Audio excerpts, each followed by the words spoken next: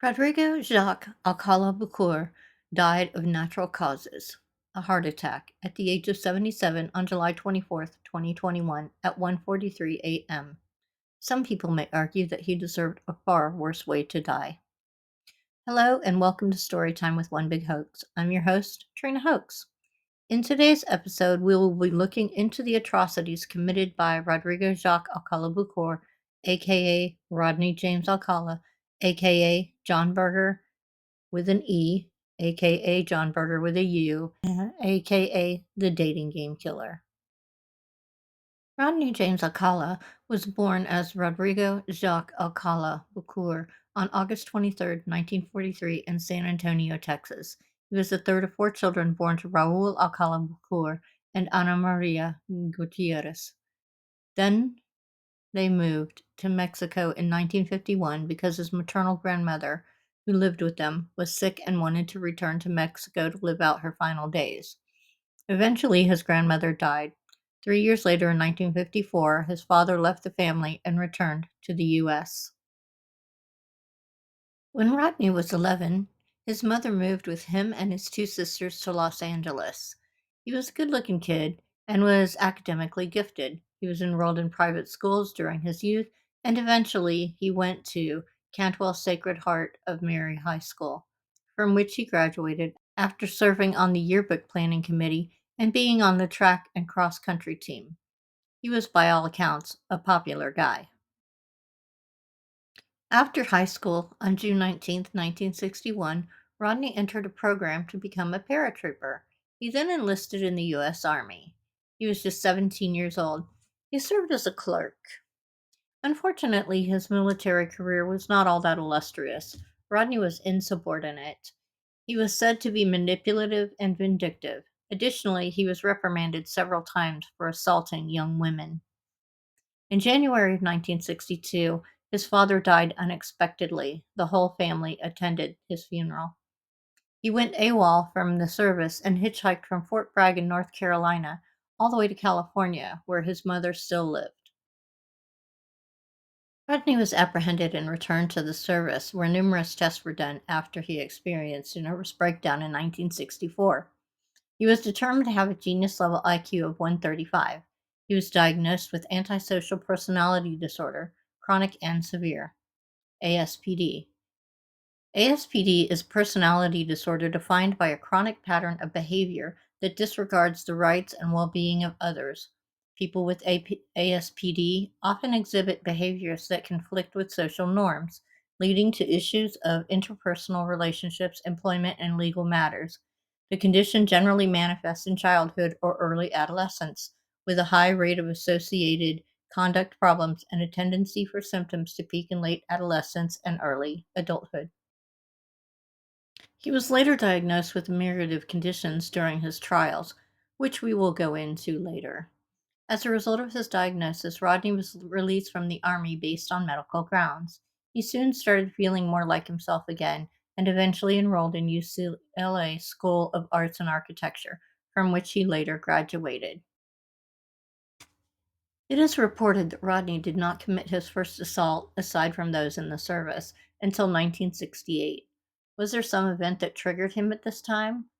Was there some event that triggered him previously? For all we know, though, he could have been assaulting women who didn't report the assaults. In July of 1968, Rodney was hired as an arts and drama counselor at a summer camp in George Mills, New Hampshire, under the alias John Berger. His first known assault that could have very easily ended as a murder was on September 25th, 1968, when Rodney was 25. Rodney had lured a little girl into his car while she was walking to school. She was 8-year-old Tally Shapiro. He pulled up and asked her if she needed a ride. She initially refused to go with him, but upon him telling her that he knew her parents, she relented. He took her to his apartment and coaxed her inside by saying that he had a picture to show her. Fortunately, a passerby saw this and called the police. By the time the police arrived, poor little Talia was lying in a pool of her own blood. She was still alive, but had been raped and beaten with a steel bar. He fled the scene. Talia spent months in recovery. after awaking from a 32-day coma. Rodney fled California in order to evade the police. He landed in New York, where he enrolled in NYU under the name of John Berger, spelled Berger. His next victim was discovered in 1971, though he wouldn't be identified as the murderer until 2011. Cornelia Curley was a 23-year-old flight attendant who is thought to have met Rodney when she was moving into her apartment. It's suspected that he helped her move in some furniture. She was found dead in her apartment on June 12th, raped and strangled with her own stockings. In that same year, Rodney graduated from NYU and got a job as a photographer, focusing mostly on young women in Manhattan under the same alias. Also in 1971, he had been added to the FBI's 10 Most Wanted Fugitives list, which two campers saw at a post office. That August, Rodney was arrested and extradited to California. Unfortunately, Tally's family had moved to Mexico and they refused to let her return to California to testify against Rodney. As Tally was the primary witness in the case, prosecutors decided not to charge Rodney with rape and attempted murder, as would have otherwise been done. He was charged, however, with child molestation, for which he served 34 months of a 36-month sentence. He was paroled in 1974 and registered as a sex offender. Sometime in August or September of 1974, Rodney was hired to take photos in stores throughout Los Angeles County. He didn't last long before committing another heinous crime. Fewer than 2 months after his release, he was arrested for assaulting a 13-year-old girl. Julie J., as she was known, accepted a supposed ride to school from Rodney. After this assault, Rodney was paroled after serving 2 years.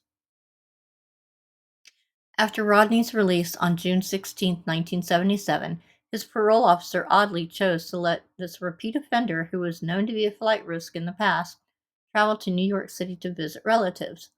Though they didn't know it at the time, New York police investigators now believe that a week after returning to Manhattan, Rodney killed Ellen Jane Hover. She was the 23-year-old daughter of a nightclub owner and goddaughter of Dean Martin and Sammy Davis Jr.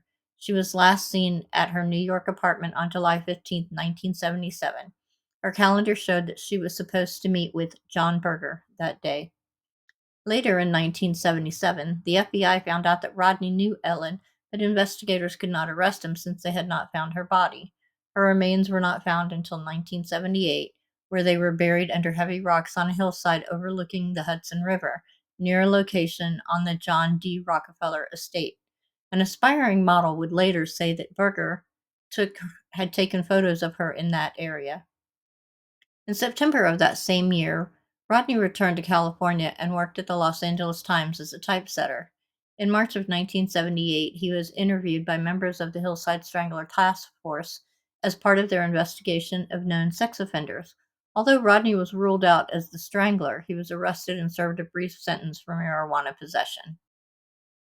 During this time, Rodney convinced hundreds of young men and women that he was a professional photographer and convinced them to let him take pictures of them for his portfolio. A Times co-worker later stated that Rodney had shared his portfolio with workmates.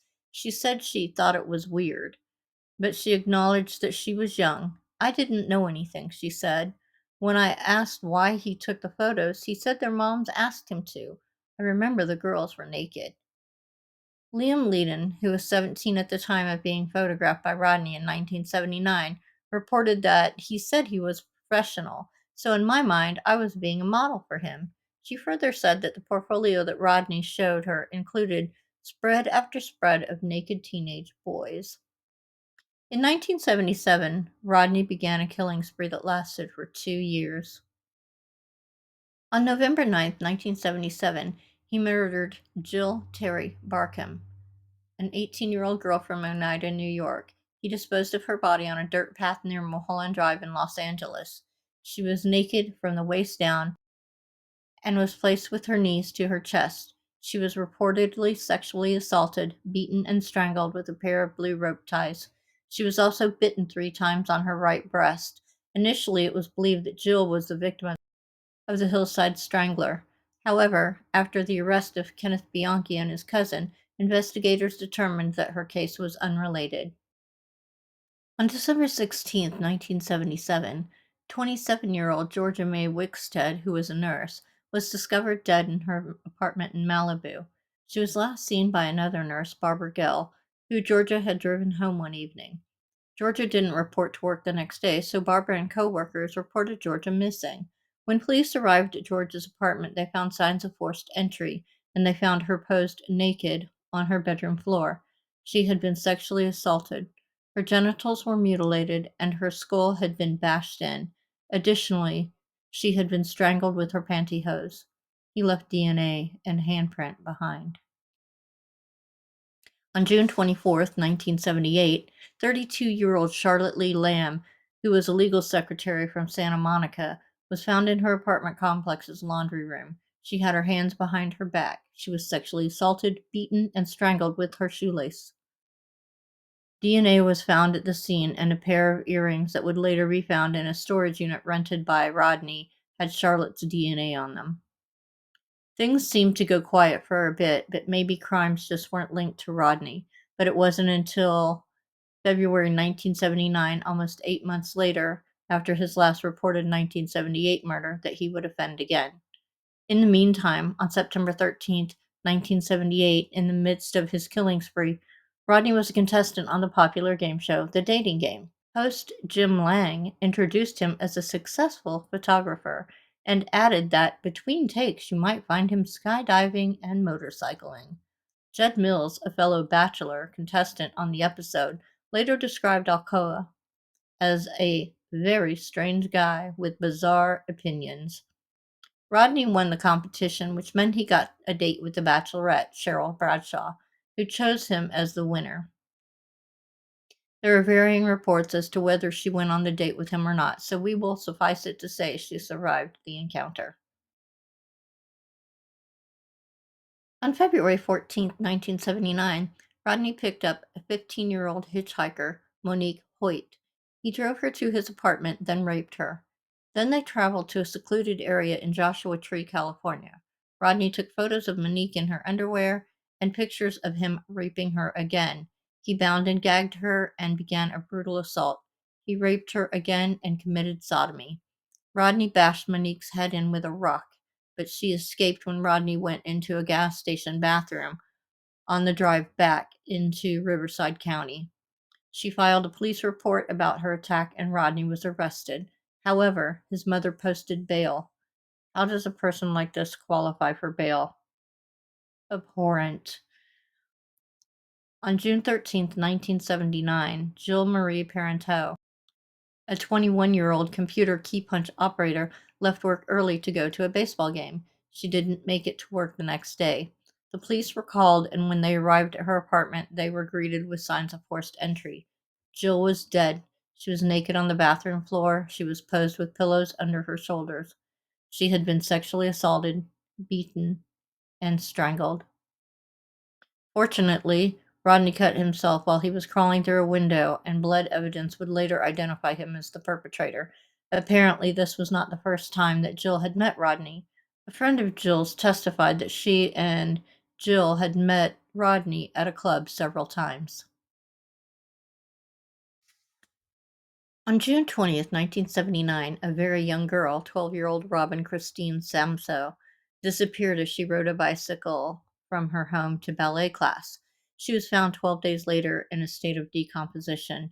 She was located in Los Angeles foothills, dumped off Santa Anita Canyon Road. She had been beaten, raped, and stabbed with a knife. Robin's friends told police that a stranger had approached them on the beach asking to take their pictures.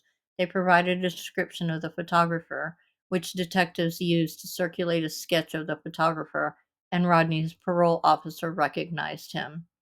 Rodney was again arrested in July of 1979 and held without bail. He was tried for the murder of Robin and was found guilty in May 1980. He was sentenced to death in June. However, the verdict was overturned by California Supreme Court in 1984 because jurors had been improperly informed of his prior sex crimes. In May of 1986, he went to trial again. This time, the information of his prior crimes was omitted. Fortunately, he was again convicted and sentenced to death in August.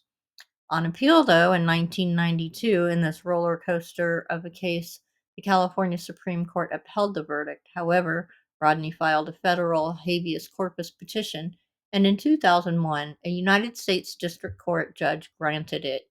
This overturned Rodney's second conviction. The decision was upheld in 2003 by a Ninth Circuit Court of Appeals panel. Their decision was partly based on the fact that a witness was not allowed to support Rodney's contention that the park ranger who found Robin's body had been hypnotized by police investigators. While preparing for their third prosecution in 2003, Orange County investigators learned that Rodney's DNA, against his objections, was tested and found to match semen left at a rape murder scene of two women in Los Angeles. Additional evidence, including another cold case DNA match in 2004, led to Rodney's indictment for the murders of four additional women. They were Jill Terry Barkham, who I mentioned earlier, was 18 years old. She was a New York runaway who was found rolled up like a ball in a Los Angeles ravine in 1977, who, as stated earlier, was originally thought to have been a victim of the Hillside Strangler. Georgia Wixted, mentioned earlier, Charlotte Lamb, mentioned earlier, and Jill Partneau, again mentioned earlier. All of the bodies were found posed in carefully chosen positions. Another pair of earrings found in Rodney's Seattle storage locker had residue that matched Lamb's DNA. During his incarceration between the second and third trials, Rodney wrote a book that he self-published. He titled it You, the Jury. In the book, he professed his innocence in the case of Robin Christine Samso. He also filed two lawsuits against the California penal system for a slip and fall incident and because they didn't provide him with a low-fat diet. In 2003, prosecutors entered a motion to join the Robin Christine Samso charges with those of the four newly discovered victims. Rodney's attorneys protested. As one of them explained, if you're a juror and you hear one murder case, you may be able to have reasonable doubt, but it's very hard to say you have reasonable doubt on all five, especially when 4 of 5 aren't alleged by eyewitnesses but are proven by DNA matches. In 2006, the California Supreme Court ruled in the prosecution's favor, and in February 2010, Rodney stood trial for all five. For this third trial, Rodney decided to act as his own attorney. When has this ever been a good idea? He also elected to take the stand in his own defense, and for 5 hours played the roles of both interrogator and witness, asking himself questions and addressing himself as Mr. Alcala in a deeper than normal voice. During his questioning by himself, he told jurors that he couldn't be responsible for the murder of Robin Christine Samso because he was at Knott's Berry Farm applying for a job as a photographer when she was kidnapped. As stated earlier, earrings were found in Rodney's Seattle storage unit. He was questioned about them, as it was said that they belonged to Robin Christine Samso. In response, he showed the jury a portion of his 1978 appearance on the dating game in an attempt to prove that the earrings found were his. Rodney made no significant attempt to dispute the other murders except to say that he did not remember killing any of the women. As a part of his closing argument, he played the Arlo Guthrie song Alice's Restaurant, in which the protagonist tells a psychiatrist that he wants to kill. After less than 2 days, the jury convicted him on all 5 counts of first-degree murder. As a surprise during the penalty phase of the trial, Tali Shapiro showed up. Also, Richard Rappaport, a psychiatrist paid by Rodney, testified that borderline personality disorder could explain Rodney's claim that he had no memory of committing the murders. The prosecutor argued that Rodney was a sexual predator who knew what he was doing was wrong and didn't care. Finally, in March of 2010, Rodney again was sentenced to death. Initially, after this, New York authorities said that they would no longer pursue Rodney. However, in January of 2011, a Manhattan grand jury indicted him for the murders of Cornelia Crilly and Ellen Hover in 1971 and 1977, respectively. In June 2012, he was extradited to New York, where he initially entered not guilty pleas. Then, in December of 2012, he changed both his not guilty pleas to guilty, citing a desire to return to California to to pursue appeals of his death penalty conviction. On January 7, 2013, a Manhattan judge sentenced Rodney to an additional 25 years to life. Unfortunately, these were not Rodney's only victims. He reportedly had over 1,000 photos of compromised individuals who he tricked into posing for him. In March of 2010, the Huntington Beach, California, and New York City police departments released 120 of Rodney's photos. Their goal was to get the help of the public in identifying the people in the photos to get information about other crimes Rodney may have committed. According to police, there were about 900 more photos that were too sexually explicit to be released. In the first few weeks, police reported that approximately 21 women had come forward to identify themselves, and at least 6 families said they recognized loved ones who had disappeared years ago and were never found. None of the photos were connected to a missing persons case or unsolved murder without question until 2013. There are still over 100 photos posted online in an attempt to connect Rodney to any other unsolved crimes. Police believe that there may be some cold case victims among them. After Rodney died in prison in 2021, 68-year-old Morgan Rowan contacted one of the original investigators on the Tally Shapiro case and described being attacked by Rodney in July of 1968. She was 16 at the time. Rowan said she was at a teenage nightclub where she was approached by Rodney. She thought they were going to IHOP when she got into his car. However, Rodney instead drove to his apartment a few blocks away where he said he was having a party. Once in the apartment, Rodney dragged Morgan into his bedroom, barred the door, and then beat and raped her. Morgan said she was rescued by people at the party who broke into the room through a window. Rodney fled, and Morgan was pulled from the apartment by friends. In March 2011, in Marin County, California, investigators announced that they were confident that Rodney was responsible for the October 9, 1977 murder of 19-year-old Pamela Jean Pam Lamson.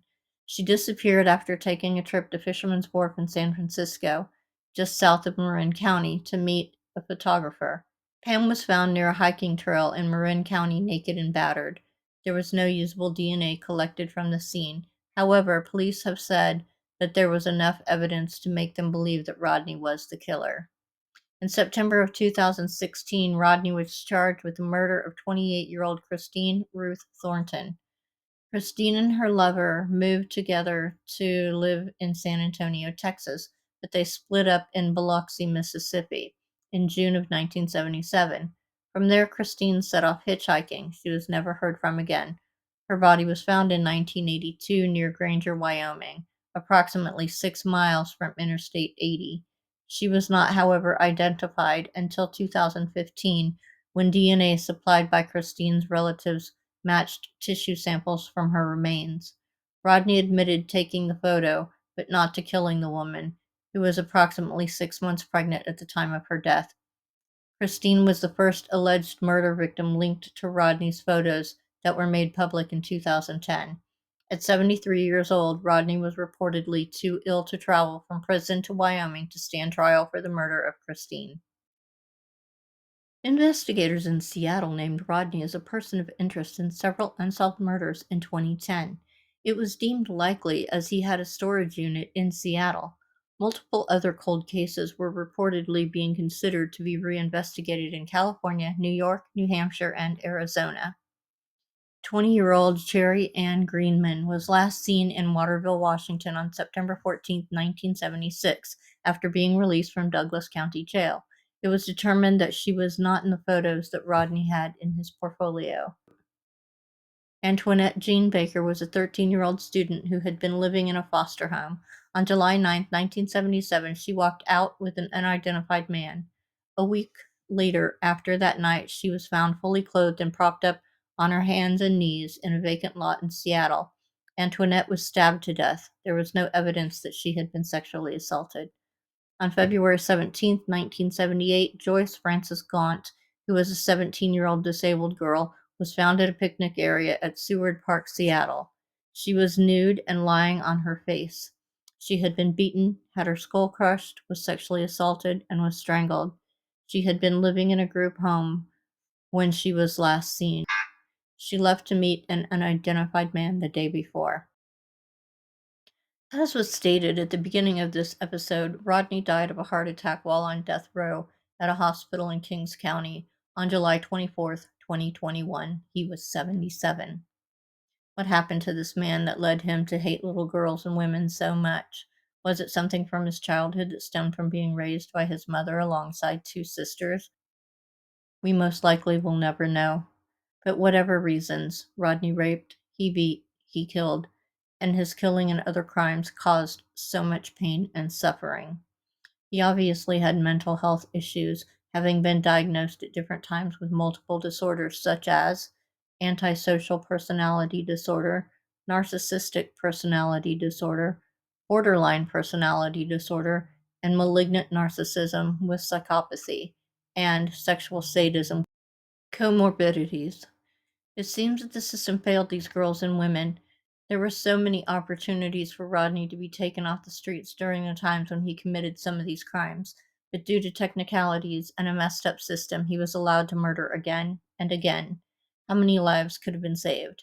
I suppose it will do me no good to dabble in the what ifs.